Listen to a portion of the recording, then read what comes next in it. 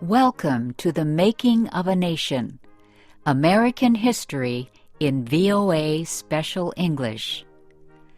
A new leader stood before the American people on March 4th, 1913. He was Woodrow Wilson, the 28th President of the United States. Wilson belonged to the Democratic Party. He was progressive in his belief that government should take an active part in efforts for social reforms. This week in our series, Kay Gallant and Harry Monroe begin the story of Wilson's presidency.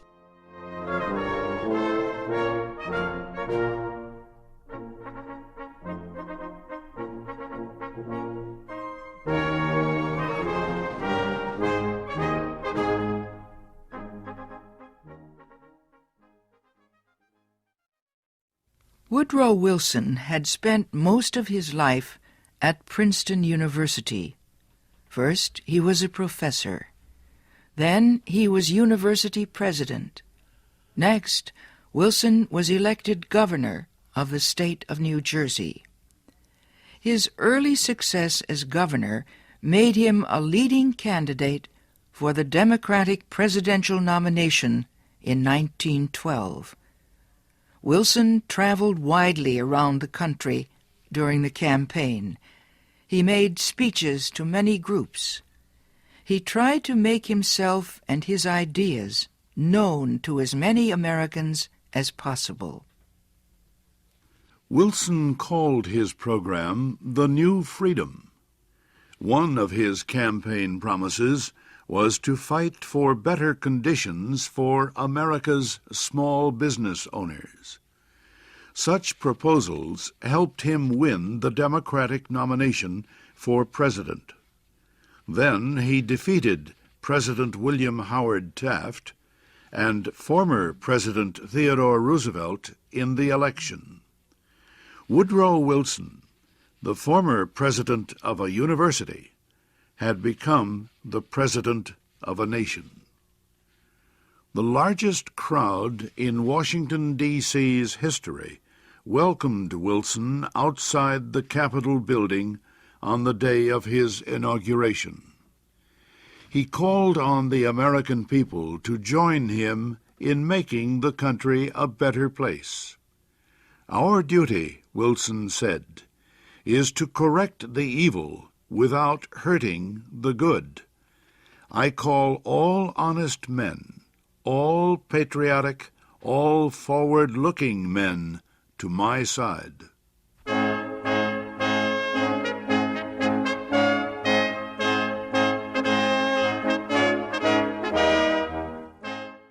Wilson wasted no time. He immediately called a special session of Congress to act on Democratic campaign promises to reduce import taxes or tariffs. Wilson felt strongly about the need to reform these taxes. He broke tradition by leaving the White House to appear before Congress in person to appeal for his tariff proposals. Many members of Congress opposed Wilson's plans, but the new president used the results of a Senate investigation to win the fight. The investigation showed that a number of senators owned companies that depended on high tariffs for their profits. The votes of these senators were influenced by their property holdings. Public knowledge of the situation forced many of them to give up their holdings and stop resisting tariff reform. Congress finally approved Wilson's proposals. Lower tariffs reduced the amount of money taken in by the federal government. So the Senate also approved a tax on income or earnings. A constitutional amendment had been passed earlier to permit such a tax. President Wilson and the Democratic Party were pleased with the new tariff and income tax bills. But they were far from finished. Next, they turned their efforts to reform of the banking industry. For several years, many people had recognized the need for changes in the banking system. The old system of uncontrolled private banks had developed years earlier, before the United States became a major industrial nation. Many people agreed that a more modern system was needed, but they could not agree on details. President Wilson said control of the nation's wealth was held by too few men. He noted a report that said just 2 men controlled 10% of the total wealth of the United States. Wilson said the nation needed a money supply that could be increased or reduced when necessary to correct economic conditions. He said a method was needed to let banks help each other during economic emergencies. And, he said, laws were needed to prevent a few wealthy men from using the economic resources of the country for their own purposes.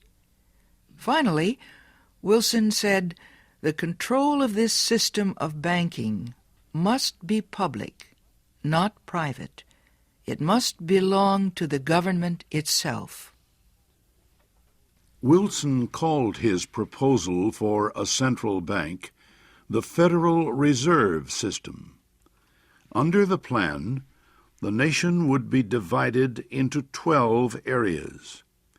Each area would have its own Federal Reserve Bank.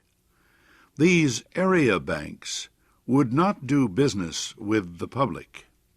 They would serve only as bankers' banks, and they would issue a new form of money supported by the federal government.